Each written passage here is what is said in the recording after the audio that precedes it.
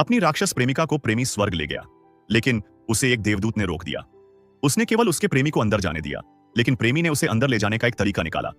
उसने आई ड्रॉप की एक बोतल निकाली और उसे प्रेमिका की आंखों पर टपकाया, जिससे उसकी पुतलियां एक पल में सफेद हो गईं। फिर उसने उसके कॉस्मेटिक कॉन्टैक्ट लेंस लगाए।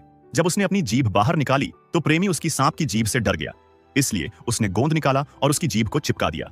फिर उसने उसके नुकीले दांतों को पीसने की योजना बनाई, लेकिन उसने उसके दांतों के इतने तीखे होने की उम्मीद नहीं की थी, इसलिए उसने उसके लिए डेंचर लगाए और फिर उसके बालों को सफेद रंग दिया। लेकिन सींगों को हटाने के समय उसके आंसू निकल रहे थे, इसलिए उसने उसके सींगों को ढकने के लिए एक विग लगा दी और फिर उसके ऊपर एक परी चक्र बनाया जो स्विच दबाने पर हल्का हो सकता था, जो बहुत दिलचस्प था। फिर उसने उसकी त्वचा को त्वचा के रंग में रंग दिया ताकि वह एक परी की तरह दिख सके। फिर उसने उसके नाखून काटने के लिए कैंची निकाली, लेकिन कैंची सीधे टूट गई, इसलिए उसने एक जोड़ी दस्ताने निकाले और उन्हें उसे पहना दिया और अंत में एक सफेद पोशाक से वह एक पवित्र परी की तरह दिखने लगी। प्रेमी उसके रूप से मोहित हो गया। उसने एक परी का हार निकाला और उसे पहना दिया। फिर वे दोनों स्वर्ग में आ गए।